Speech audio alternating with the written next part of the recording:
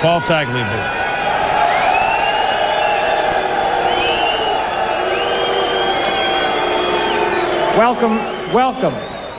Welcome to the National Football League's 62nd annual college draft. Through a trade with the New York Jets, the St. Louis Rams have the first pick in this draft. So after 4 months of saying the New York Jets are on the clock, for the last 48 hours, we could actually say the St. Louis Rams are on the clock. The 1997 NFL Draft took place from April 19th to April 20th, 1997 at the Paramount Theater at Madison Square Garden in New York City, Linemen that have gone number one. Ron Yeri, 68, Minnesota. By the way, I can't believe he's not in the Hall of Fame yet. Chuck Bednarik from Pennsylvania, picked by the Eagles in 49. He is in the Hall of Fame. And Kai Aldrich, 1939, Chicago Cardinals. I don't know. There are not many on that list. To pick a lineman right here, he ranks Orlando Pace ahead of your other Elite Five in this group of six, who will, in whatever order we see, Mel, be the first six names we'll have today. Well, these are the six players that are really definitely at the top of the draft board. These are the six that everybody tried to trade up to get. We had some premature trading with Oakland and Seattle. Oakland didn't get their man, Orlando Pace. St. Louis will. Sean Springs, a brilliant corner. Darrell Russell collapsed the pocket-type defensive tackle. Fulware, Baltimore considered trading. They may keep the pick. Westbrook won a par almost with Springs, very physical. And Walter Jones. In time, Walter Jones could be better than Orlando Pace, if you can believe that. We're already extrapolating, and here's the first big word of the day, that, you know, that this is where Pace will go. Let's look at the St. Louis Rams a little closer. Second-year quarterback, right. Tony Banks, athletic, so moves around, but he gets sacked, 59 times, fumbles, most ever. He needs blocking. He really does, Chris. And I think the important thing is that Tony Banks has got to feel comfortable with what's up front. I mean, look at last year's draft. St. Louis, they wind up taking Lawrence Phillips first. They wind up taking Eddie Kinnison second, and then Tony Banks third. You take a look at the Rams offense. Look at all the 28s, 27s, 29s. Fumbles lost 30th, sacks 30th, interceptions 27th. That's a product of the sacks coming over. Turnovers. Everything revolves around the fact that their quarterback was not productive. When you look at a non-productive quarterback, I think the first place you have to go and look is the offensive line. I think this is an excellent pick for St. Louis to continue to build the future of this franchise. They took a chance last year. At one point, they started 6 guys on offense who were rookies. That's a big risk that Rich Brooks took. Now he gets to see the fruits of his labor from someplace else, unfortunately, and Vermeil gets the benefit. This almost feels illegal to know if you're a side sleeper. What I've discovered could save you from a massive mistake that's crushing your... Lawrence Phillips is, of course, that's another story with the St. Louis Rams, the pick made last year before Vermeil was there. When he got out of spending time off-season for a transgression, Dick Vermeil was the first guy to see him there. Dick Vermeil wants to embrace this kid, doesn't he? He really does. I think, of course, Mel and I had our difference of opinion regarding Lawrence Phillips. I'm not going to tee that up quite yet. I still think he's going to be okay, Mel. I don't care what you say. And I think Lawrence Phillips will have grown up. The problems now, I believe, are behind him. And Dick Vermeil has basically sat down with this young man and said, listen, I need you to step up and be the guy that everybody expects you to be. Tony Banks proved he could get the job done. Eddie Kinnison proved he could get the job done. The only guy left in the 3 that were taken last year is Lawrence Phillips. And I really believe that Coach Vermeil and the veterans on that staff, Jerry Rome is the coordinator, does a great job with young people. I think they can bring them along and bring this kid to the level they need to. They've got all the pieces on the offensive side of the ball to get things done that they want to be productive. Well, if they draft Orlando Pace, then comes the problem. Now we got to sign him. And this could be difficult. That's something that, he did not make the trade with him already signed. Let's go out to St. Louis with our Mark Malone. And Mark, good morning out there still. And I've got to wonder what the Rams are feeling. Do they think they're going to get into a big battle in the trenches over signing Orlando Pace? Well, I've had some long discussions, Chris, with both Dick Vermeil and John Shaw, the general manager here, about that very subject. They don't think it's going to be too bad. They think the best thing that happened was they followed, or that Orlando Pace followed Keyshawn Johnson, a skill player, #1 pick. They know what the cap number is going to be, probably by Monday for the #1 overall pick. And they'll go ahead and start negotiations. There's been a lot of concern because Kevin Poston, who represents Orlando Pace, also represented Tshimanga Biakabatuka last year, the last player signed in the NFL. Dick Vermeil said, listen, we want to get this thing done. We're going to be fair about it.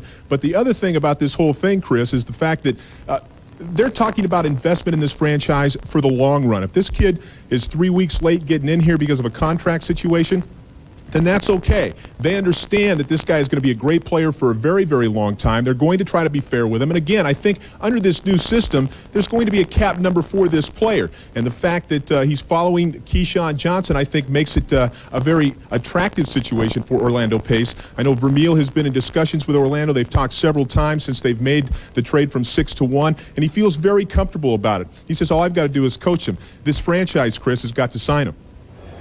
Well, we didn't think that moving up to the number 1 slot mark, and of course, why not? It's your dime, if you will. It's your 15 minutes of fame, and that's what you get in every pick in the first round. If this is the first year that you're watching the draft, second round is 10 minutes, third and et cetera rounds are 5 minutes each. But perhaps, and I heard this morning that maybe Detroit was at least inquiring to go up all the way to number 1. Perhaps, Mark, the Rams could be getting other calls at this moment, even though they went all the way up to number 1 with a plan in mind. Were they entertained getting out of there at this point? Well, I'll tell you what, I talked to Dick Vermeil, and we spent some time last night and talked about this very subject. As of late last night, he had not had a phone call from anybody, no inquiries. Now, it could very well be there had been rumors that Detroit was looking to move up and take a couple of picks there. So it's possible. I don't think so. Dick said that it would have to knock his socks off if he was going to trade this pick. He actually wanted to go for 2 quality defensive football players in this draft, and he thought by having the number 1 pick overall, that would give him the ability to do that. But he said he felt comfortable with taking Orlando Pace because in his mind, he was the most dominating player in this draft. There was actually no question about that. Chris? Well, I don't know that anyone has knocked his socks off. They hope that Pace can knock the socks off of those that he blocks. The pick is in.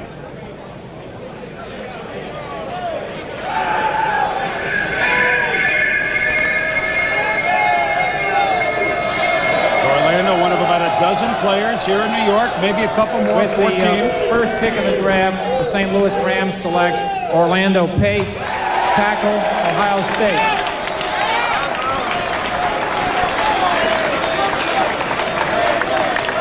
Six and a half, 335. You saw his athletic ability. And as we watch the congratulations for a young man that you had a feeling number 1 pick was a possibility even after a year ago in 95. Just a little thought. I mean, he's a wonderful kid. The Oakland Raiders are now on the clock, selecting the second pick. How many years can he excel in the league? You look at him as a 10, 12-year player, Mel. Well, you have to, Chris. You're taking him number 1 overall in the draft. They had that major need at the left tackle position. They needed help. They went out and only gave up a 3, a 4, and a 7 to get the best player in this draft. Started 38 straight games at Ohio State, never missed a practice. Great football player. And as I said before, the one thing in this draft, Oakland and Seattle traded up very early in the process 2 weeks ago. Oakland wanted Orlando Pace. It did not work out, so you have to believe that Al Davis and the Raiders are not happy to see St. Louis deal up to the Jets' number 1 pick and take Orlando Pace. Well, certainly Orlando's signability is one question, but if... This is the perfect pair for your iPhone, and it replaces 3 different chargers. So when I travel, I don't pack extra cables, I don't have to pack extra bricks. This covers my phone, my watch, and anything USB Type-C. It's probably the most useful thing in my travel bag. This is the Ridge Magnetic Power Bank. It snaps on with MagSafe, so no cables, no guessing, 20-watt fast charging, 10,000 milliamp hours, and just locks in. This is what I mean by smart everyday carry. It even has built-in USB Type-C and lightning cables. So if someone next to me needs to charge, I got it. And it charges your Apple Watch too. 1 device, 5 ways to charge. This is also one of those rare tech gifts that actually makes sense. Everyone runs out of battery, everyone forgets a charger. This solves both, it's practical, it's clean, and it actually gets used. But here's a smart move, if you grab 3, you save even more. 1 for your bag, 1 for your desk, 1 for someone else, or 1 for you, 1 for your partner, 1 for a gift. One of those things you end up wishing you had in multiple places anyway.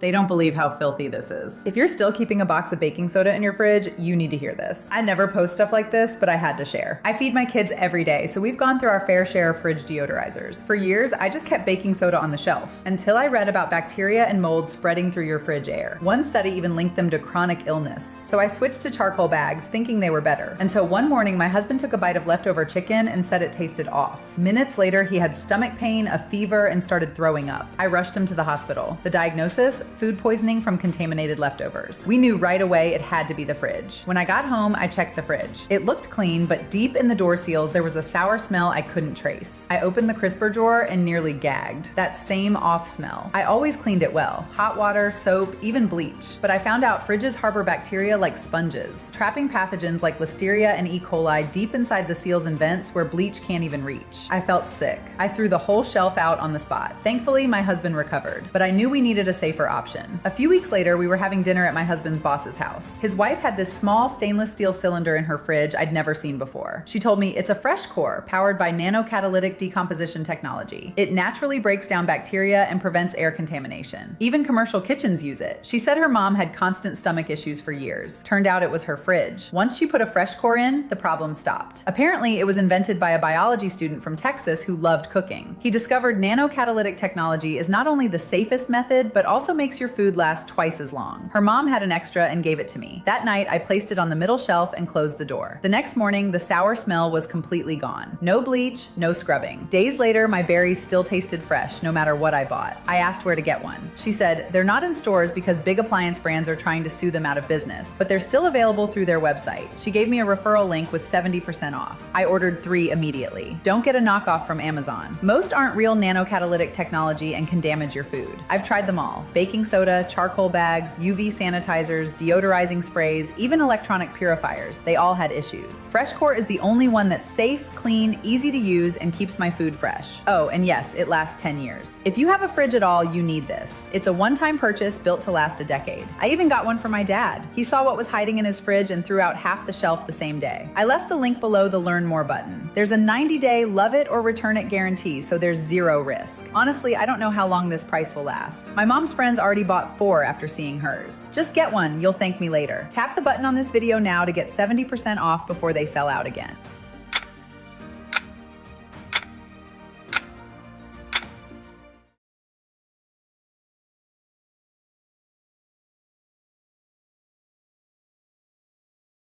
If I'm Orlando's agent, I don't worry about signing right now. I'm on the phone to IHOP or Aunt Jemima because this guy invented or reinvented the pancake block. So if you're listening out there, there's the Rams an early select tip with the first from pick in someone the who cares. 1997 NFL Get the Draft. deal first After the trade with the Jets to acquire the first pick in the 1997 and we hope that there NFL is no Draft, trouble and that he the gets Rams in on time. select Orlando And I don't Pace, know that he's going to be offensive wearing tackle number out of 1, by Ohio the way, State. Joe. When he, I think This they again got with was 3 after numbers. the If they're trade going to with go the one, New it'll York be Jets with the 111 first for pick this in guy. the draft. You know, the other thing, too, and just looking at the film clips that we had on him, there's instinctive things that you see in this young man. For example, as he ran down the field with that last block that we saw, he didn't look back to find the runner. He looked back to locate him, but then he went on and made the block, never looking back. So that's the kind of stuff that it's very difficult for young guys to learn. He brings a lot of natural instincts to the position, as well as a big appetite, Boomer, which you mentioned. He certainly does. And although he says, you know, he doesn't really like the pancakes for breakfast, he prefers waffles. I mean, that is it, but he can have whatever he needs. Well, next on the clock are the Oakland Raiders. They originally wanted Orlando Pace, but after, as Mel described, the trade up by the St. Louis Rams, the Raiders maneuvering of a couple weeks ago to acquire the pick from New Orleans here at number 2. Now they have already just the second pick of the draft. Decisions, and phone calls certainly coming from a couple of teams. Let's go to Miami with Chris Mortensen. And Mort, the Raiders have gotten some calls, obviously from Detroit, that's one. What else is going on, and who will be calling them in the next 12 minutes? Well, I think the Lions are probably having a final discussion with the Raiders about moving up from the 5 spot. Last night, they were willing to offer a 3rd-round pick. I spoke to Bobby Ross, the Lions' new head coach, a little while ago. He's quite comfortable with staying at 5, so he's not going to overpay to go to 2. They would take Darrell Russell, the USC defensive tackle, if they moved into the Raiders spot. And if the Raiders can't trade, they apparently are going to take Darrell Russell, and some people will say they got Chester McLaughlin, they got Russell Maryland. Well, they would play Darrell Russell possibly at defensive end. And, of course, the Seattle Seahawks holding their breath that they don't take Sean Springs, Chris. Well, could there be a possibility with the Jets involved here going up, or are they going to swiftly move down? I don't think so. I think that scenario is too complex, and I really believe this. If the Raiders move, it'll be with the Lions.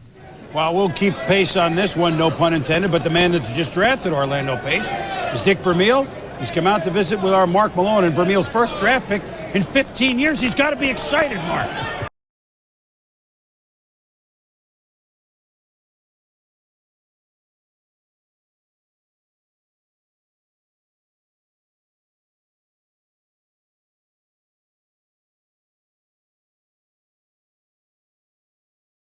Listen to the heartbeat. Whatever your day calls for, there's a Chevy to take it on. Trucks strong enough to handle the job. And SUVs to bring everyone along. That's the day Chevrolet. Well, I'm sure he's extremely excited. He has been away from the game for a long time. I think a lot of people wondered, Coach, whether or not you could pull this deal off. You did. And you told me you'd make this pick very early, but then you were on the clock for a while. Were there any phone calls, anybody at all interested in this pick? No, nobody really called. And we had made up our mind really this morning when we came in here after visiting with you last night and that kind of stuff, that really Orlando is the guy. Orlando is going to set the pace here in St. Louis. In terms of his signability, you and I have talked about that. That's not really a concern for you, and that's interesting because obviously this guy's going to demand a lot of money. No question, and he'll deserve it, and we'll make him earn it too, believe me. But I think I have to worry about coaching him. I have to worry about everybody else we put on the field. Jay Zygmunt, who handles that. John Shaw will back it up. They'll get it done. Sooner or later, it will get done, and he will be on the field. Currently on the depth chart, you have a former #1 draft pick in Wayne Gandy at left tackle. Is Orlando Pace your starting left tackle as of today? Chances are he will be when we get him on the field, and we'll move Wayne over to the other side and compete at that right tackle spot, and maybe Wiegert inside at a guard.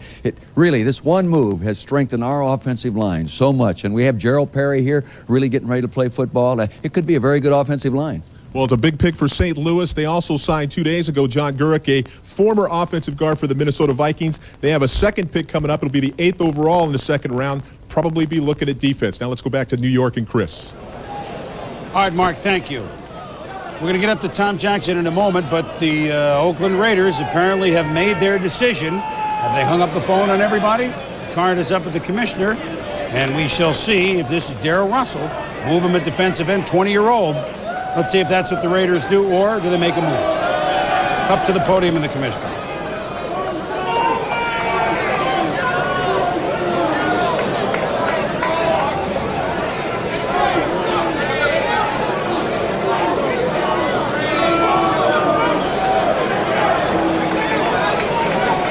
With the second pick in the draft, the Oakland Raiders select Darrell Russell, defensive tackle, Southern California. Oh, the air horns are in here. Seattle Seahawks are now on the board with a choice obtained from Atlanta.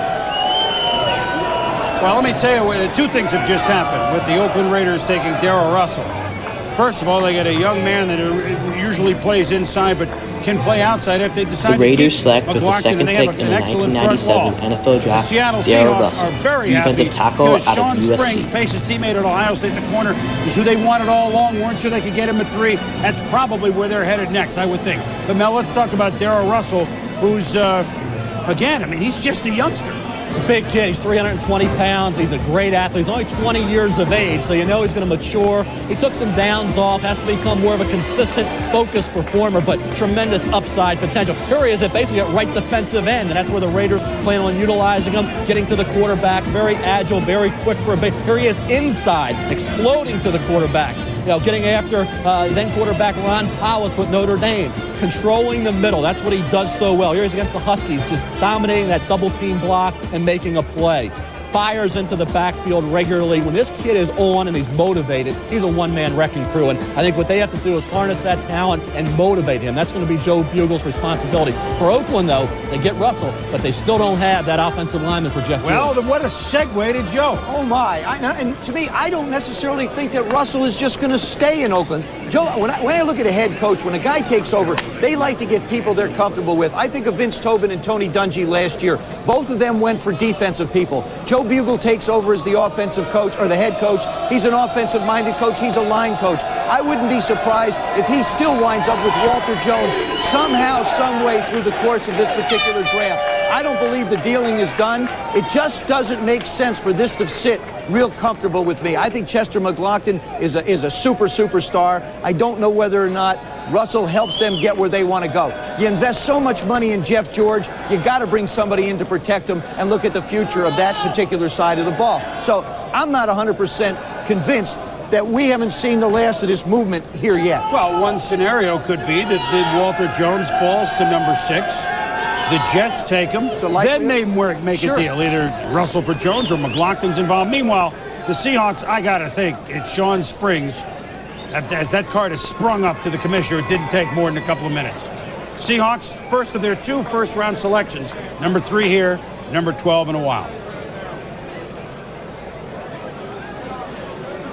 Now we told the card was up there.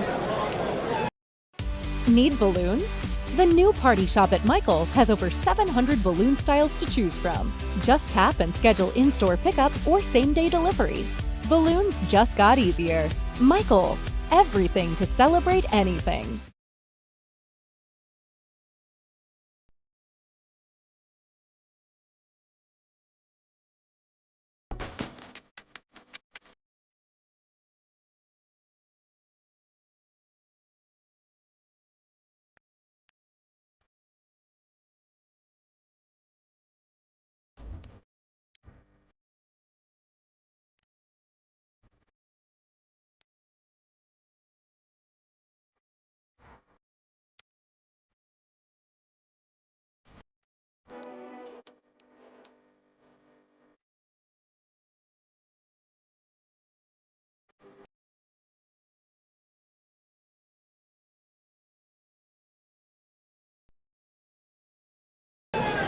It can't be a pronunciation problem, right? Springs?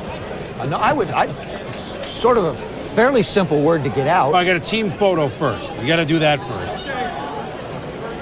The commissioner There's Darryl actually Russell, is there. yep. You just can't see him. That's right. And he's, what, 6'5"? That's right. He's behind Darryl Russell somewhere.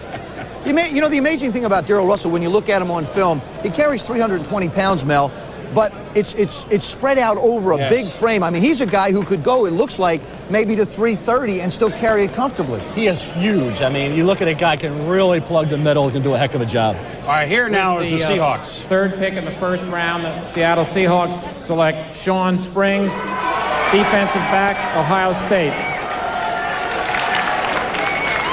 Now, so the Buckeyes. The Baltimore Ravens are now on the clock. Buckeyes with 2 of the 3 first picks, and boy, Seattle, a sigh of relief. They had targeted him throughout.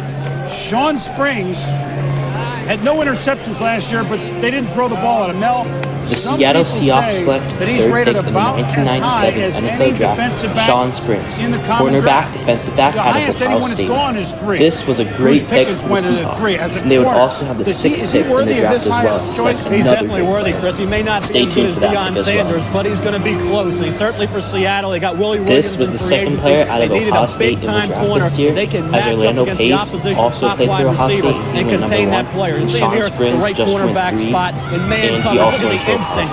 Also he locates getting the ball out. He runs a 4.36. It's a 40-inch vertical jump, 19 reps, so you know he's strong. Here he is as a punt returner. Great ability in that area if you want to risk injury and use your number 1 corner. Also as a return man. Run support ability's average. Decent tackler, but you're paying Sean Springs the big bucks to match up against the Jerry Rices and the big-time wide receivers that can beat you. That's his job to tame those guys. Well, Sean Springs from Silver Springs, Maryland. His dad, you may remember, running back, pretty good with the Dallas Cowboys, Ron Springs. It's in the bloodlines, and now he's the 3rd overall pick. We'll get back to discuss him a little bit. And the Baltimore Ravens on the clock. And will they keep this 4th pick? They've said for a while they want to bail out. Do they bail? Do they stay, or do they go? That's the question. So we roar on here in the Apple.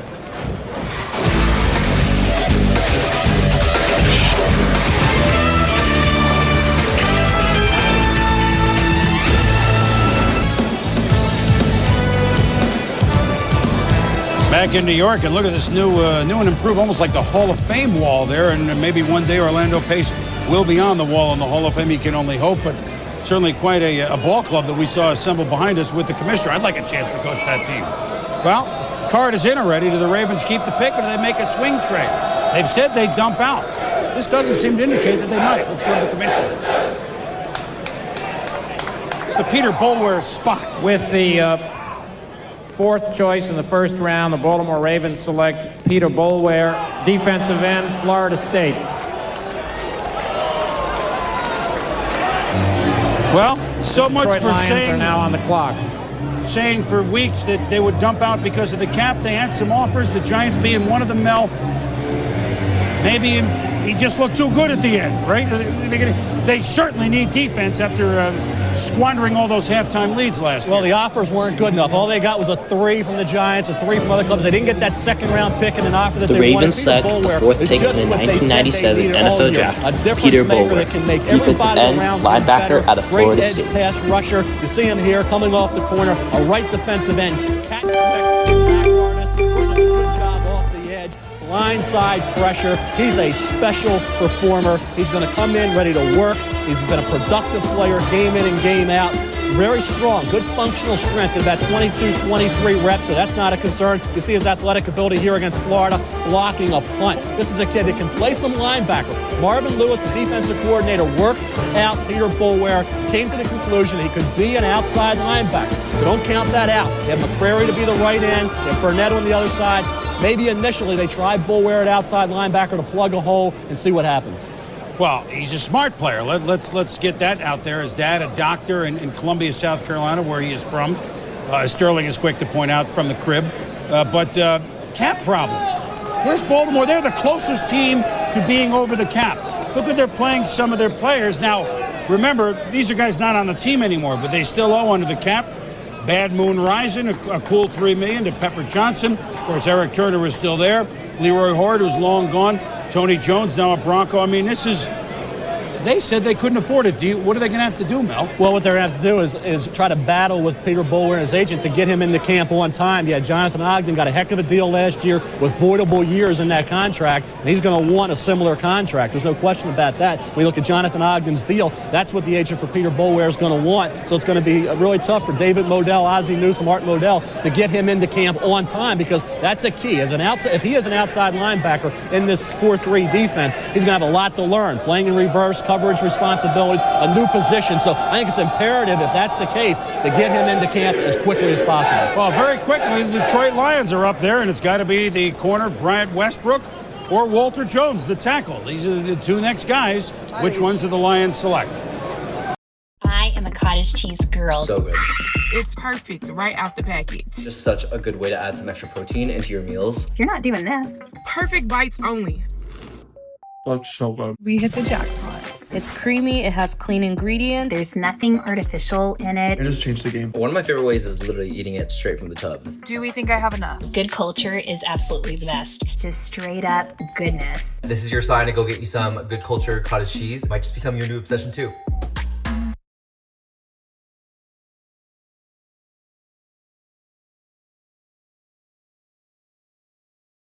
This summer, great sleep begins with Raymore and Flanigan's Summer Sleep Deals. Upgrade your comfort and get a free $300 gift card with a select mattress purchase. Plus, Sealy Queen mattresses start at $299. And get select Beauty Rest King mattresses for the price of a queen. Or enjoy no-interest financing so you can buy now and pay over time. And get free next-day mattress delivery on purchases of $500 or more. Your best sleep is waiting only at Raymore and Flanigan.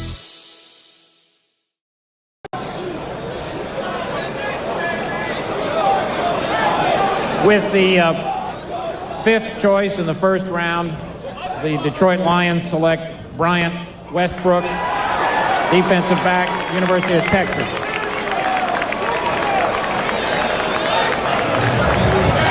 The Lions select New York fifth Jets pick are now in the on the clock. 1997 NFL Draft. Bryant Westbrook, cornerback, defensive back, out of in a Texas. division with the Super Bowl champion Packers and the great receivers at Minnesota, when they had to go, and he's a big corner. A smart pick for Detroit and Bobby Ross. It really is. The first 5 picks have gone basically the way everybody wanted them to go. They're getting people they want in need positions. Pace fills the offensive line position. Russell in Oakland, like I said, I don't think that's completed yet. Springs to Seattle. Boulware to Baltimore. Detroit to Westbrook goes there. Offensively, the Lions are going to be really fine. I mean, you got Barry Sanders, Herman Moore, Johnny Morton, Scott Mitchell's comfortable, a new coordinator in Sly Grooms, Mark Trestman working with the quarterback. They know they needed defensive help. They know they need a tough one-on-one cover guy.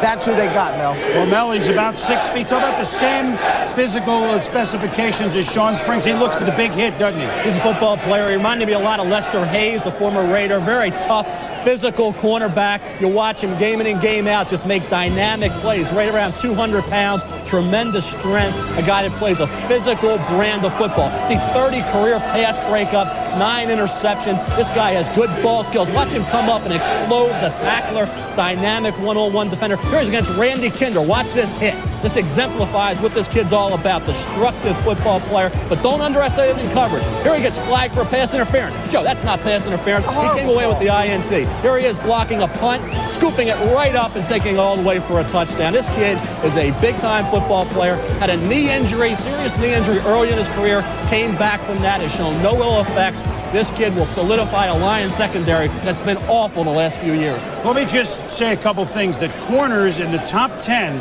in the 30, this now the 31st year, the 30 previous years of the common draft, cornerbacks now, not DBs, corners, just 16 over 30 years in the top 10. We've already had 2 here. For example, Dion was a 5th choice. Michael Haynes was a 5th choice. He's going to the Hall of Fame. Ronnie Lott, who one day will go to the Hall of Fame, was a number 8 pick. Rod Woodson was a 10 pick. To see Springs 3 and Westbrook 5, if the scouts are right, that kind of puts it where the scouts are thinking that these guys may end up after 8 or 10 years in the league. One other thought about Springs. Allegedly, in the Rose Bowl, he went up to Poole, the outstanding receiver of Arizona State, said, tell you what, if you don't cut me during the game, I'll give you 1 catch. I don't know if this is quite true, but the stats in the Rose Bowl were that Poole caught only 1 ball from Jake Plummer. If Springs has that sort of confidence and ability, we're looking at a great one. Westbrook, too. The Jets are now something we've got used to saying the last couple of years. The New York Jets are on the clock. But this is the first pick of the Bill Parcells era. Let's head out to Hofstra in Sao Paulo, Antonio. They keep it or do they move down again? Well, Chris, this is an interesting dilemma for Bill Parcells in his first pick with the New York Jets. He has control for the first time, like you said, he's always wanted to have. He could take Walter Jones. Don't forget, David Williams had a cyst removed in his back. He's the starting right tackle, veteran starting right tackle. He's actually sitting, or lying down, we hope, at Lenox Hill Hospital because he's had a dural leak, a little fluid buildup in the lower back, and has been prescribed to have rest for at least 2 weeks and may not be ready until training camp. So they could take Walter Jones, they could take James Farrier, they could take Dwayne Rudd, or they could move out with either Seattle or Tampa Bay. Let's go to Andrea Kramer in Tampa. Well, I'm doing my Andrea Kramer imitation right now. I've kind of grown a little bit, changed my hair color. We'll get to Andrea in Tampa very shortly. Walter Jones is, Mel, we had 6 players. Whoever picks here, Jets or whatever, that is, if it's best available athlete, no question, right? I think Walter Jones is a special football player. In the JUCO ranks in 2 seasons, he allowed just 1 sack. Then he goes to Florida State, sits out a year, and then this past season allowed just 1 sack. He's flagged for just 1 penalty. This kid's a good football player, 295 pounds, Joe. He runs 4.72. He's got to be one of the fastest offensive tackles of all time. And as you mentioned before, Mel, what it looks like is this, everybody's talking about this kid. Orlando Pace is a guy right now you can plug right in. But down the road, they think Walter Jones has the athletic ability to be equal to an Orlando Pace. So it's a very good pick. This also is the end of Mel's top 6. After this, almost anything goes almost anywhere. So this is the guaranteed guy. You know, Walter Jones reminds me a little bit of Darryl Russell in that, I mean, he's a 300-pounder, but, I mean, he holds it. He doesn't look 300 pounds. He runs as well as tight ends. Well, here's the 6th pick with the Jets. They've already moved from 1 to 6. Do they move from 6 further down to get more picks? The trade card is in, so that answer would be yes. Here are the details with the commissioner. With the 6th selection in the first round, the New York Jets have traded with Tampa Bay. Tampa Bay is now on the clock. The Jets obtained Tampa Bay's pick in the first round, which is the 8th choice overall, and Tampa Bay's pick in the 4th round, which is the 104th choice overall. Tampa Bay is now on the clock. Bill Parcells. So the Jets trade with the Buccaneers, and the Jets now have the 8th pick in the draft and a 4th round pick in the draft, while the Buccaneers move up to 6th. But the Buccaneers actually won't keep this move up pick. 2 spots, it costs them a 4th. Now let's check in with Andrea Kramer. Good afternoon, Andrea. Hello, Chris. We'll try this again. Thank you. Tampa is not going to stay at the 6th pick, however. They have traded down to number 12. That's Seattle's spot, and Tampa will get their Seattle's 3rd round pick, which is number 63. So Seattle will now be making the pick at 6. It's very confusing, but the Bucs, I think, feel that there were a number of players that they would like, and if they were all falling down, that they feel that they could get that value a little bit later. So it looks like Seattle will be making the pick, and Tampa will now be at 12. Chris, back to you, New York. USA's Safe Pilot rewards safe drivers with up to 30% off your auto insurance premium at renewal. Hey, Dad. Came in kind of crooked, son. Because our members have higher expectations to live up to. Taking care of our own.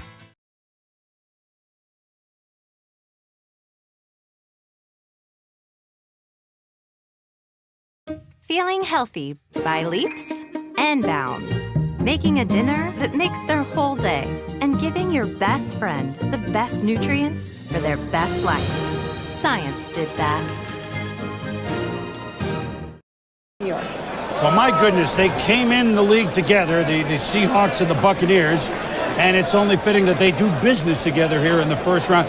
These two teams are the two teams with the 2 first-round picks. Here's the tales of what with the 6th pick in the first round acquired from the New York Jets, Tampa Bay has traded with Seattle. So Seattle now is on the clock. Tampa Bay acquired Seattle's pick in the first round, which is the 12th selection overall, and Atlanta's pick in the 3rd round, which Seattle had previously acquired, which is the 63rd selection overall. So Seattle is now on the clock. All right, so let's recap here. Welcome to Trader Vic's. We'll have a pina colada at Trader Vic's, and his hair was perfect. They're not talking about you, Mel. It's a line from Warren Zevon. Well, this is an involved story with Seattle. Now the Seahawks have traded for the 6th pick. Then let me give you the Buccaneers background have the Seahawks how a 12th pick in this draft and a 3rd round pick in this draft, while the Seahawks now go up to the 6th pick in this draft. So now the Seahawks have 2 top 10 picks in this draft. Top of the morning to you, Hank. And I guess the fish are swimming upstream, aren't they? Yes, they are, Chris. Dennis Erickson told me last night that this was his objective, to move into the 6th spot, to take Walter Jones. It fell just the way he wanted with the selection of Springs. You mentioned the legislative situation here, and very quickly it's this. They need 50 votes to get approval for a stadium vote on a referendum. And they haven't gotten those votes, and the election hasn't taken place, but they decided to go about their business as if that situation doesn't exist. The problem is they're looking at $13 million in bonuses and salaries right now, Chris. So that's the situation here. They're feeling pretty good. Well, they should feel pretty good. We're going to go back to you in a minute, but let's make it official with the commissioner, Hank.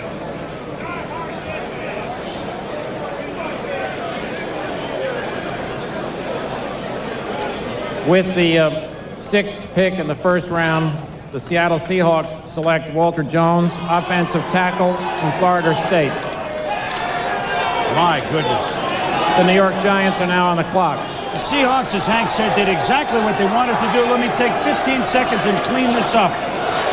If the House does not vote yes to put on the ballot in June to the people of the state of Washington or King County the opportunity to fund a new football stadium, and if that goes on the ballot and it's not funded, Paul Allen on July 1st will either exercise or not exercise his option to buy the team. He has a few shekels. He's already spent some for the Chad Browns, etc. He said if they don't approve the stadium, he's not buying the team. The future of the Seahawks up there is in question pending these moves in the legislature. Now, as you know, Microsoft co-founder Paul Allen did purchase the Seattle Seahawks in 1997 for roughly $200 million, and he helped lead the team to a Super Bowl win along with John Schneider, the amazing general manager, and Pete Carroll. And now, more recently, with the defending Super Bowl champion Seattle Seahawks, with general manager John Snyder and head coach Mike McDonald, the Seattle Seahawks are still looking for a new owner in modern times now. Helmet to helmet, Joe. Watch it. There you go. Now that's domination. You watch him time and time again. As you may see here, the Seattle Seahawks selected the 6th pick in the 1997 NFL Draft, Walter Jones, offensive tackle out of Florida State. And this was the 2nd Florida State player drafted in this draft. And with the Seahawks selecting Walter Jones, they have selected 2 of the top players in this draft. And selecting Walter Jones was an amazing pick for the Seattle Seahawks. He is a great person and a great football player. The first player to be drafted out of Florida State in this draft was Peter Bowler. And now Walter Jones was the 2nd player out of Florida State to be drafted in this draft. What great players both of them turn out to be. Personally, I'll tell you what, I think Seattle right now is the odds-on favorite to compete for the AFC Championship. I'll put that out there right now, right out front. The AFC or the AFC West? The AFC Championship. Let me write this down. Whole enchilada. 12:43. Yep. Write it down. On draft day. On draft First day. round. I think they've got. Now I'll let the video go on. Enjoy the draft video. We'll be back near the end of the video. Speed. Offensively, they're winding up with a football team that with Joey Galloway, Chris Warren, young Kendall, young Jones, a backup in Warren Moon, you got all the things you need in place to be competitive on both sides of the ball. So the Seahawks take 2 of the first top 6. Guess who's on the clock? G-Men! The Giants have their turn. We'll be back. This has happened.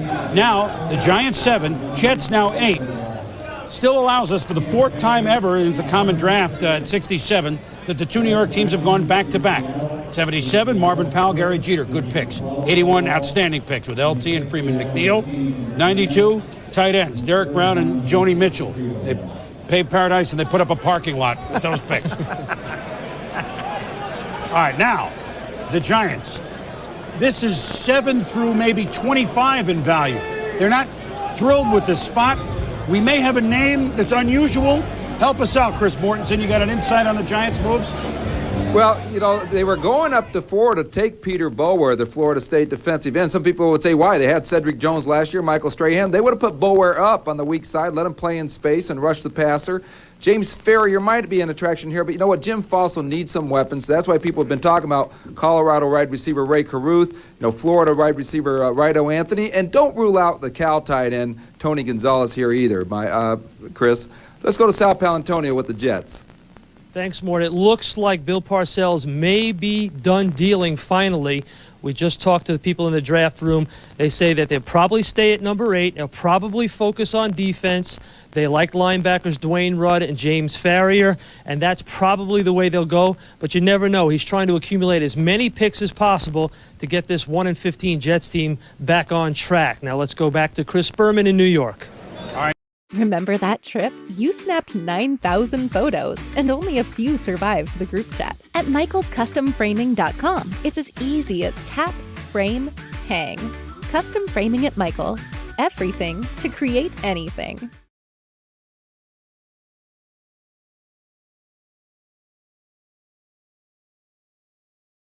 ShopRite tiene la receta para celebrar el cumpleaños 250 de América. Carniceros están moliendo carne de res a diario para hamburguesas frescas. Frutas y vegetales entregados a diario por fincas locales. Solo agrega amigos y familia. ShopRite. Estamos aquí. All right, Sal, and while they do that, get rid of some of their higher-priced veterans and give them room under the cap in future years. Well, you know, once a football player, always a football player. Tom Jackson and Sterling Sharp were Pro Bowlers, 2 of the best. And although they have retired from the game, they said, look, if we're coming to New York for the draft, let's play some football.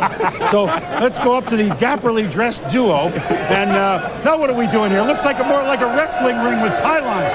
Peter Bower, you going to talk about him? Yeah. Well, Hi, guys. When you begin to assess Peter Bower, and Chris, if the field was this big, I could have played a lot longer. When you begin to assess Peter Bower, you first come to the unique combination of speed and power. He's a guy who only weighs 260 pounds, but he plays a lot bigger than that. When you look at this guy come off the corner, he's able to shorten the corner. He doesn't run himself out of the play. He's able to fall back. He doesn't get so far upfield that he can't come back. But look at the right shoulder. He dips. He makes a nice play. Now, I think the thing that you want to do if you're Peter Bower is you want to be balanced up. And the reason I wanted to show his stance right there is whether he was on the right end or the left end, he tended to be in that left-handed stance. But those are all things, Sterling, he can work on technique-wise. And he's a kid that, Tommy, that you can work with, because I've been knowing this kid ever since he was 10, 12 years old. And when I got drafted in 1988, Peter Bower was the guy who answered the phone. Of course, it was the Green Bay Packers, and I told Pete to go ahead and talk to him. I was waiting for a better offer, but it worked out well for me in Green Bay. But Peter Bower is very coachable. He's a young man that just wants to come in, and his technique that Tommy talked about, I think he'll be fine because he wants to absorb that information. And as I go back over to Boom, I think if I'd have played on this field, Chris, I might have had a few more catches too. I think I might have had a few more catches over there. Joe, do you think you could hit me on a square out in that field? I think I could hit you on this one. Don't go much further than that, though. I got to be honest with you. That's about the limit of the arm I'm moving right now. I don't think I can go that much further than that. I'm about a 3rd and 4 guy. Send me out 2 steps, turn around, and fall down, maybe to pick up that extra yard. The Giants now start a new group of names. And Mel, now we got to get everybody familiar with the next group of names, although we understand that the Giants are talking about a name that will not rock the draft, but just maybe not a name that we'll see right here. Well, we see some good football players. It's not the Elite Six. And remember last year, the Giants missed out on Jonathan Ogden, had to settle for Cedric Jones. So the second straight year, the Giants are just off the fringe of getting one of those elite players. We see Warrick Dunn. He's a third down specialist, a creative football player, versatile, could fit in well with anybody. Marcellus Wiley's my sleeper, has been all year, coming on strong. You look at the rest of that group that's after that. Tarek Glenn was 354 during the season. Now he's 331. Ike Hilliard. This is a kid steadily moving up the draft board. Gives you tremendous ability after the reception. Renard Wilson. We know that Bill Parcells really likes Renard Wilson's intensity and great motor. So there's not that much difference in talent when you look at this group from the 7th player down to 18-25. There's not really that much separating those players. The Giants may think about moving down. You say, why not move down? Well, who wants to move up if all these players are the same? It takes 2 to have a deal, and the Giants may have to use this pick simply because there's so much equality. I mean, everybody from 7 to 25, 30 is basically a similar grade. This is the start of a new era, Joe, with the Giants, with Jim Fossil, who has really been a quarterbacks all over the league. Love him when he's the offensive coordinator. Now he's head coach. He's vowed to make Dave Brown a big-time quarterback. You would think he would go out and get him some help, wouldn't you? Well, look, I think there's only one thing you have to look at, and that's the right-hand column. This is the Giant offense. That's all 30s, folks. Those are not misprints. Total yards, passing yards, rushing TDs, thirds, and 12 of 1,000 plays for 25 yards or more. That's 0. I think the one area that you have to look at with Jim Fossil and his offensive coaches is they've got to get the ball down the football field, whether it be a third down back coming out to help him or whether it's a guy who can stretch the field. That would be the area I think he'd be looking at. All right, we're thinking offense. What are the Giants thinking? Let's go back up to the commissioner. With the 7th pick in the 1st round, the New York Giants select Ike Hilliard, wide receiver from Florida. The New York Jets are now on the clock. Let's say one thing about the Giants, and they've had some nice receivers. And they tried Lewis a couple years ago, but really, since I think Del Schaffner, or all right, I'll give you Homer Jones in the 60s, they haven't had a deep threat. Is Hilliard the answer to a deep threat, Mel? I'll tell you what Hilliard is. He comes from Steve Spurrier's offense. He's a guy that is tremendous in the open field after the catch. 29 touchdowns. He gets the ball in the end zone. His uncle is Dalton Hilliard, so you know this guy's got the good bloodlines. Watch him here. After he catches the football, that's the key. Look at the moves in the broken field. How creative he is after the catch. That's the key to Ike Hilliard. You're throwing a 10-yard pass, he turns it. Watch this move right here. Now that's a football player. This kid can create so much. A 10-yarder can become a 30-yard touchdown. Here he is again. You see the hands, the ability in traffic, fade routes, very experienced at. Remember that trip? You snapped 9,000 photos and only a few survived the group chat. At michaelscustomframing.com, it's as easy as tap, frame, hang. Custom framing at Michaels.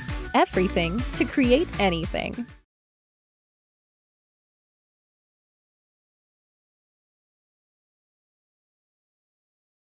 ShopRite tiene la receta para celebrar el cumpleaños 250 de América. Carniceros están moliendo carne de res a diario para hamburguesas frescas. Frutas y vegetales entregados a diario por fincas locales. Solo agrega amigos y familia. ShopRite, estamos aquí. At that in Florida, again against top competition. This is Deshae Townsend, a good cornerback. Look at that move. I mean, this is against good football players. He's leaving these guys in the shade, Joe. I mean, this guy is tremendous after the reception. The best wide receiver, along with Ray Caruth from Colorado, after they get the hands on the football. He's not as fast as Caruth, but I think he runs with the football a little bit better. The other thing here, too, is George Young. 9 of the last 10 drafts have been offensive, and in the entire time that George Young is picked, he has not traded out of this pick. Everybody talked trade, just didn't happen. You look at the people. Cedric Jones is the only defensive guy. Wheatley, Lewis, Brown, Bunch, Hampton, Williams, Moore, Ingram, all offensive people. This is, I think, going to really help Jim Fossil out tremendously, Chris. Production, Joe. 25 touchdowns by Hilliard the last 2 years, 34 in his collegiate career at Florida, certainly playing in a great pass system. He's not a burner per se, but some scouts liken him to Andre Reed, the way he gets the ball, moves over the middle. And if they can get Andre Reed out of this pick, I think the Giants will be very pleased. I got to tell you something.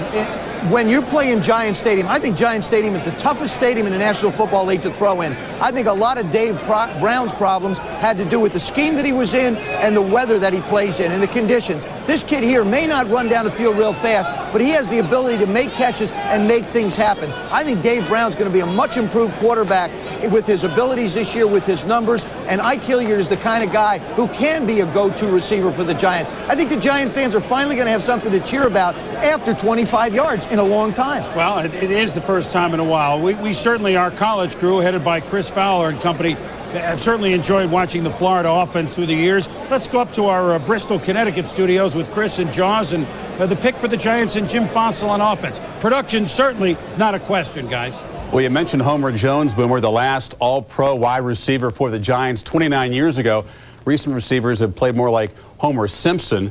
But Ike Hilliard becomes Mike Gottfried, the first receiver taken over Colorado's Ray Caruth, over Yatil Green, the guy with the great workout stats from Miami. Does he deserve to be the first receiver picked in your mind? Well, I think he's a great receiver. I think, first of all, when you look at this receiver, he's a very aggressive receiver. He changes directions like you've seen on the film, and he's the clutch receiver for Florida's offense. Danny Werfel went to him in the clutch. He's a fade guy, a corner route guy. He's going to work well against man coverage. He's an excellent pick. He is the first #1 pick on offense under Steve Spurrier at Florida. Emmitt Smith, the last Gator to be taken in the first round on offense. Amazingly, those 4 SEC titles, and Hilliard becomes the first #1 pick out of that. How does he fit into the Giants offense? Obviously, he gives them the impact player they wanted. Chris, it's a great fit for the New York Giant offense, particularly under Jim Fossil. He's a guy that loves the timing and rhythm passing game. And a guy like Hilliard can stretch the defense, get the free safety out of center field, and create the vacancies underneath. And that's the real key. Howard Cross can now catch the ball underneath, Callaway underneath. I mean, Thomas Lewis, they've got the guys. I mean, it's a great pick for the Giants. Now the Jets up, 6 juniors in the top 7 picks. What will the team from New York Jets do? Chris? All right, guys, thank you. The Jets have made the pick, finally, after all their trades. I think this is the Jet home game. 8th pick in the first round, the New York Jets select James Farrior, linebacker, University of Virginia. Well, Mel, the Arizona Jets Cardinals have taken are now on a the clock. linebacker from Virginia. I think we've done this dance before, have we not? I tell you, when you look at the New York Jets and you look at James Farrier's ability, a multi-dimensional outside linebacker, a guy that can cover, can do a job at the line of scrimmage, well coached by Rick Lance, during his career at Virginia, a guy that really can go sideline to sideline. When I liked him early in his career as a sophomore, he was 215 pounds. Now he's 240. You see a guy tremendously strong, 24, 26 reps. Like I said, Rick Lance coached both Farrior and Jamie Sharper and did a heck of a job. Watch him here, number 42. They turned him loose a lot more this year, let him get after the quarterback, but really sets him apart. Watch him in coverage here. It's how he senses things. Also shows very good hands for the interception. So when he gets the opportunity for a turnover, he converts. You watch him here again. Look at his ability. He moves quickly, locates the ball, no wasted motion. That's what you like about Farrior. Consistent productivity. Traditional 4-3 outside linebacker. I thought he was a guy that could come right in and start at an outside linebacker position. Well, first of all, you like if he's a defensive player, you take the F out, you put the W in, he's warrior.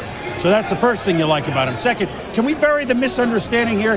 Jeff Lageman was the guy I was talking about, who you liked as a player. Can we bury it? Mike Hickey, who called me the other day, and Mike, I owe you a call. you liked him as a ball player, and you like Farrier as a player. I like what the Jets Farrier, did. right? They created an opportunity. Yes. They didn't take James Farrier where they were picking. They moved down twice and still got James Farrier. That's the difference. The Jets took Logman where they were slotted. The Jets and Bill Parcells moved down twice. Now they have extra choices that they can turn into good football players, especially for a Jet team that needs to solidify so many positions. Let me tell you something quickly as we go to South Palo Antonio. I think the team on the clock next, Arizona, was looking at Farrier. Now they're scrambling in their war room right now. That's changed their philosophy. Bill Parcells, Sal's got to feel pretty good. Couple of moves, still get a heck of a performer on defense. Right, and he got an extra fourth-round pick out of it. But the linebacker, Boomer, was really not a need area in defense for a defense that was ranked 30th in the league in touchdowns allowed last year. They did sign Pepper Johnson, a former Giant that was with Parcells in New York during those Super Bowl years, to play middle linebacker. They have Mo Lewis on the strong side, and Marvin Jones was moved to the weak side. We've heard from a number of teams that the Jets are trying to trade Marvin Jones. Now let's go back to New York. Well, the last 2 seasons, Sal, Farrier is registered, doing some quick addition here, over 250 tackles. Here's what the Jets have done thus far, starting with their move a couple days ago with the Rams. As you look at Farrier and the commissioner, it is a Jet home game here. The Jet fans have outnumbered the Giant fans, by the way, if you're scoring at home. The Rams got, here's what the Jets got in the pace deal, as it turned out. They swapped the ones, they pick up a 3, a 4, and a 7, which they traded to Philadelphia to get Dixon. Then they traded that one to Tampa, okay, to swap spots, and they pick up an extra 4. All right, so for all that, they pick up Farrier, and they get 1, 2, 3, 4 extra picks out of it. So the Arizona Cardinals are on the clock. Now they may have a decision. Who's going to wash his face at the end of the day? We'll be back.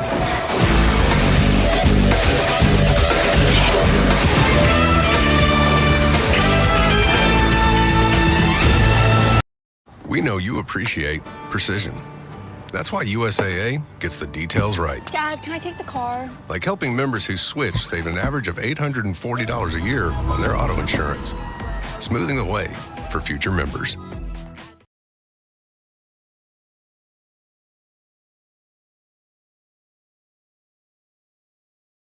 Hercules delivers professional performance and durability at prices that pull their weight. New tools, innovative technology, and a hassle-free warranty to back it up. Hercules, only at Harbor Freight.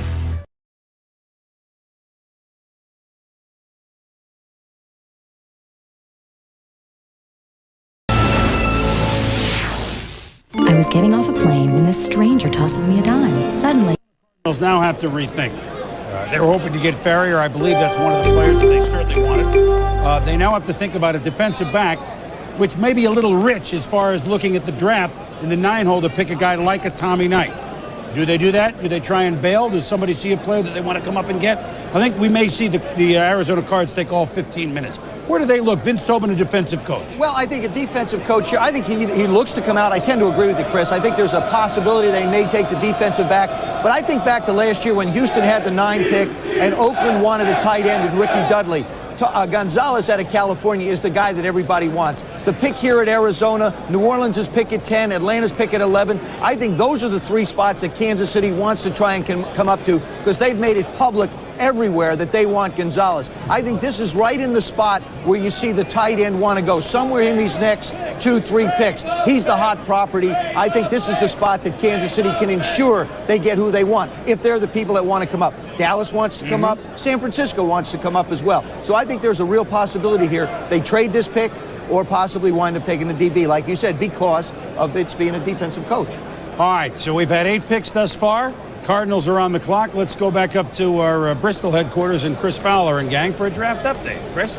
Well, thank you, Chris. It is recap time, and if you're just joining us, where have you been? You've missed 8 picks already in a very briskly paced first round. Also missed 2 trades involving pick number 6, and the news is that Seattle has made the trade and gotten 2 of the top 6 players in the draft, Sean Springs and Walter Jones, the offensive tackle out of Florida State. Here's Seahawks head coach Dennis Erickson speaking with Hank Goldberg about the Seahawks' 2 picks so far. Well, with the first pick, obviously, Sean Springs was a guy that we wanted because of the need at that position, and we were able to get him, which enabled us now to do something with that 12th pick. Had we not gotten Sean, we would have had to get a corner with that 12th pick and done some things to move up to get that done because of that need. And Ron Jaworski joins me. Sean Springs, defensive back number 2 taken in this draft was Bryant Westbrook. We had to wait till pick number 11 last year to get defensive back. And Ohio State just keeps producing great players. In the last 3 years now, 8 picks in the first round. How does Springs fit in? He's a guy who's confident, Jaws. He will tell an opposing wide receiver, you out your league.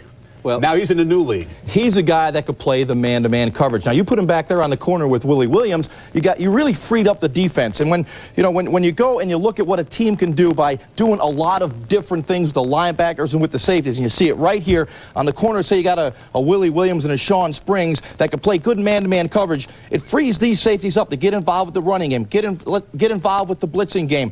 These guys are key. Now when you got Sinclair and Adams and guys like Cortez Kennedy up front, you now have 11 guys that can attack the quarterback. And when you can attack the quarterback, it's easy to play in the secondary. That's what Dennis Erickson wants to do. That's what Ohio State was able to do. Springs such a good coverage guy. They just left him out here one-on-one. The linebackers and the safeties, as you pointed out, got very involved in the pass rush. All right, pick number 9 up next. Back to Chris Berman in New York. All right, guys, thank you. Well, we've talked to Tom Jackson here in New York that if the field was this size, you could have played more. But what happened if you would have to go up against Orlando Pace on a field this size, Tom? There's nowhere to run, there's nowhere to hide. Well, it took me a long time to get around him, Chris, but when you start to assess Orlando Pace, he is atypical of most left tackles in the game. You're looking for a guy usually who's a little smaller and has more athleticism because he's blocking those great right defensive ends whose expertise is rushing the passer. You take a look at Orlando Pace, the first thing you notice is the great balance, and then watch the feet. It's like dancer's feet. You watch him, he has a great grip, gets his hands on you, hard to get away. But watch the punch right there, has the ability to knock people off. And the thing that I like about him the most is that once you get a runner going downfield, Orlando Pace likes what he does. He wanders downfield. He hits people when he doesn't have to. And I think that's something you can't teach and you can't coach, Boom. Don't do anything. All right, well, thank you, Tommy. It's pancakes for everybody at this point. 8 picks thus far in the first round, 3 of them from the ACC. So as we wait for the Arizona Cardinals, who have now about 5 minutes left on the clock. First rounders in the 90s, Ohio State now with Pace and Springs, and Russell with USC. So USC 1, Ohio State 2, so Ohio State has the lead, 12-11. Notre Dame, Joe, 3rd at 9. We're Michigan, hanging there. Texas We're A&M. just hanging there. Yeah, but you may have. We got a few coming up. We got a win or two. We can coming see up. what happens. Yeah. Pick us in for the cards. Let's see what's in the cards for Arizona.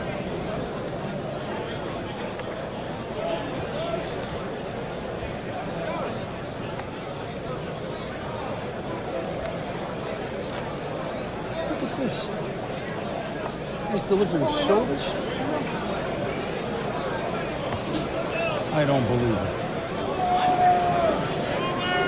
With the 9th pick in the first round, the Arizona Cardinals select Tom Knight, defensive back from Iowa. Well, this is an interesting selection, Mel, because I think The that New Tom Orleans Knight, Saints are now on the clock with the choice obtained from the Oakland Raiders by trade. who is another, pretty big, not huge, but 5'11", almost 200 pounds corner, 10 career interceptions.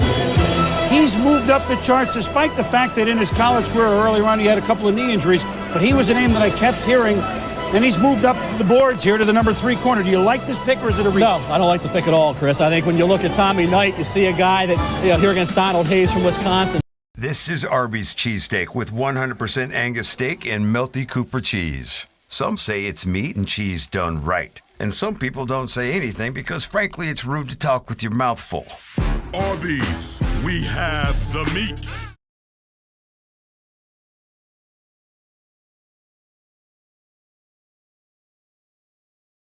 Hey, Denny, can you tell me another story? Not tonight, buddy. We have a race tomorrow. Just the one about how 37 million drivers trust Progressive? I'll tell you tomorrow during the race. Let's get some sleep. If your car could talk, it would tell you to get Progressive. Robinson showed some ability. There's no question this kid's a good athlete. He's got good physical ability, but I think he allowed too many completions to his receiver. He's not a tremendous run support corner. To me, he's a guy that has good 40 speed, doesn't play quite as fast. I had him on the draft board 112th overall when I did the draft report. So you're taking a guy 9th, and I have 112th. Obviously, I don't agree with this pick. I didn't agree with some of the things Bill Tobin did. Now Vince Tobin, I guess the Tobin family. I'm not on the top of their Christmas card. Jeez, we finally got you off Mike Hickey's bad list, and now here you are with another Tobin. What can you do? It just falls that way. Well, I mean, but a lot of teams were talking about him moving up as the number 3 corner. You don't see it. No, He's I didn't see it. fluid, good technique. Well, he is, but he allowed so many completions to his side of the field. I just did not see a dominant guy. You see Springs and you see Westbrook shut down people. Knight did not do that despite the physical and athletic ability. It was a year very deep in corners, so if you're Arizona, you try to trade down. The problem probably was who are they going to trade down with. We said at this spot it was tough, although you wonder if they had any offers. Gonzalez was a hot property. When does that trade occur? I'm not taking, how can I, who had a guy 112th in the draft report, applaud this draft choice? Well, the Tobin family in general doesn't think much of your evaluation, so that goes over. I don't have a problem with it, to be perfectly honest with you. I think you need somebody opposite Aeneas Williams, and you said it yourself. But you need a good football player. But you also said in the top 6, you had Westbrook, you had Springs, and then we look at the other possible 10 corners that'll be taken in the first or second round. That means that there's 8 left. Is he so much worse than somebody else on the board? I mean, are there better ones? Who would be your next corner? You're talking about a lot of players bunched together. You have Booker, you have Herring that can play corner, you have Sam Madison, you have Ty Howard. What I'm saying is you can get a good corner in the early second round. They could have solidified another area. I know Arizona has a major need at corner, Joe, but wait until the second round because of that great depth. Take advantage of the great depth at corner. Get a cornerback then. Use this pick to solidify another area of concern. But I think the problem we run into there, Mel, is because at least 10 teams in this draft are looking for corners. If you wait to the second round, somebody of a quality you might want is not going to be there. Sure, you got 25 corners would make it great. You have a lot of depth. You're not going to lose all the corners in the early second round, Joe. Well, the Arizona Cardinals, it's good that we disagree. Is it great taste or is it? No, never mind.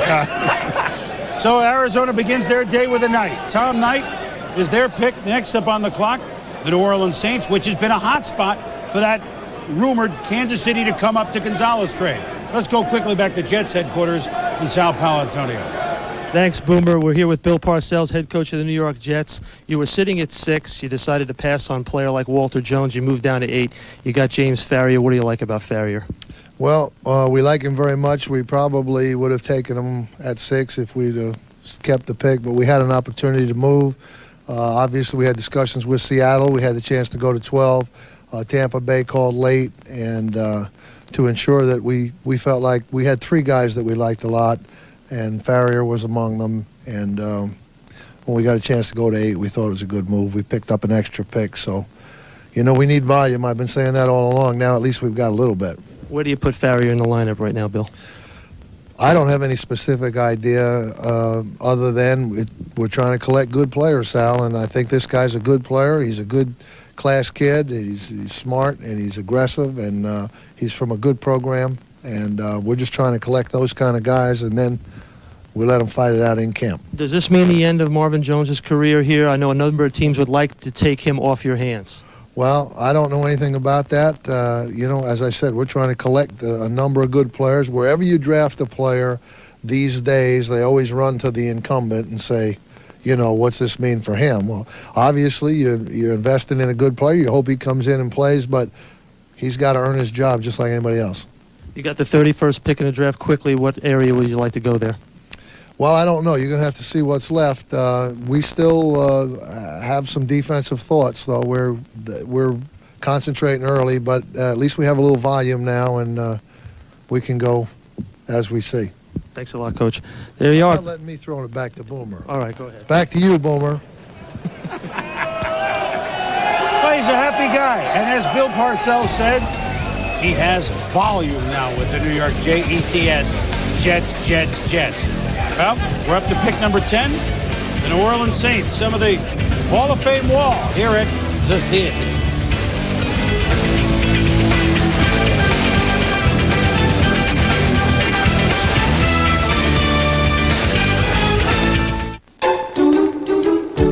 Okay, how did Priority Mail win over the Emmys?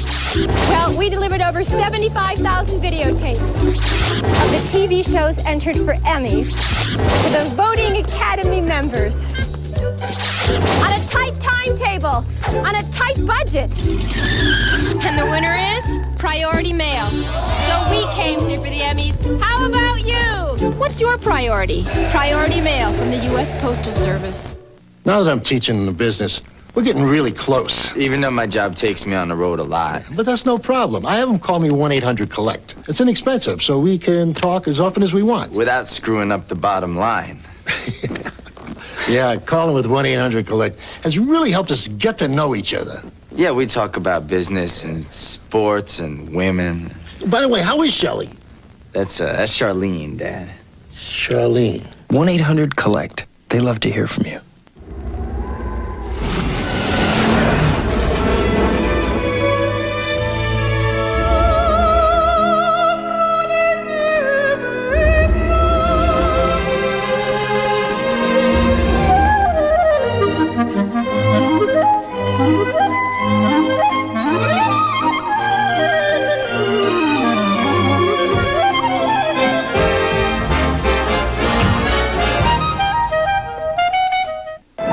Months is a long time. I wish I could take you with me. Yeah, me too. Oh, please, for me, all right, for the plane ride. Smile.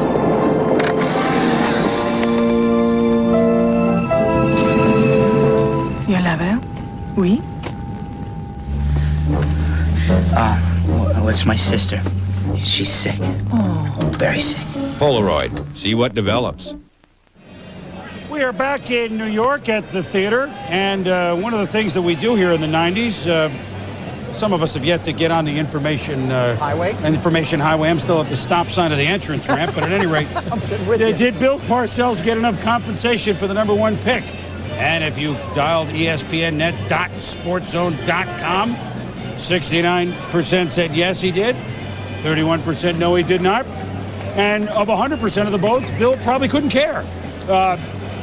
The New Orleans Saints, the first pick in the reincarnation of Mike Ditka. Now on the clock, about 7 minutes to go if the Saints indeed keep their selection here. Remember, yesterday the Saints did acquire Heath Shuler, quarterback, Washington. So that might be something that they might have looked at beforehand. They're not anymore. Let's go down to Linda Cohn, who is down on the bayou. Linda, welcome. Chris, yeah, Mike Ditka told me acquiring Heath Shuler yesterday was their biggest need, but they have a lot to be happy about right now, and I'll tell you why. Coach Ditka told me yesterday that there could be 2 players, if still on the board at number 10, that would keep Mike and company from trading down. And from my conversations, I believe one of those players is wide receiver from Miami, Yatil Green. Mike Ditka likes Green. He brought him into the New Orleans facility. He not only was impressed with obviously what the kid can do on the field, and we all know about his breakaway speed, and you know how bad the Saints need a big playmaker. He liked the fact that he had a good knowledge of the X's and O's. But I also talked with Bill Kaharick this morning, and he told me, the GM of the Saints, that they're not ruling out any deal to trade down. Thank you all for watching this They're video. looking to get I hope you all liked the video, value and for we're the really picks trying that to are make still quality up there and good at draft 10. videos Let's for face it, you this all. team was 3-13 This channel is a year trying to ago, spread more ranked draft 29th in content offense, out there for you a all, year ago. and help you Offense learn has more many, about many the draft needs, so and they enjoy do the want to iconic moments that stockpile the drafts picks. have to And don't offer. forget, If you could Dwayne subscribe, Rowe that'd be is still greatly out there, and appreciated. that's We're really a trying to grow possibility. in Now back to you, subscribers. Chris, in New York. Once Linda, again, we'll see what God and Mike Lord Ditka bless. does with his Sports new, Draft History is out. New roost, if you will.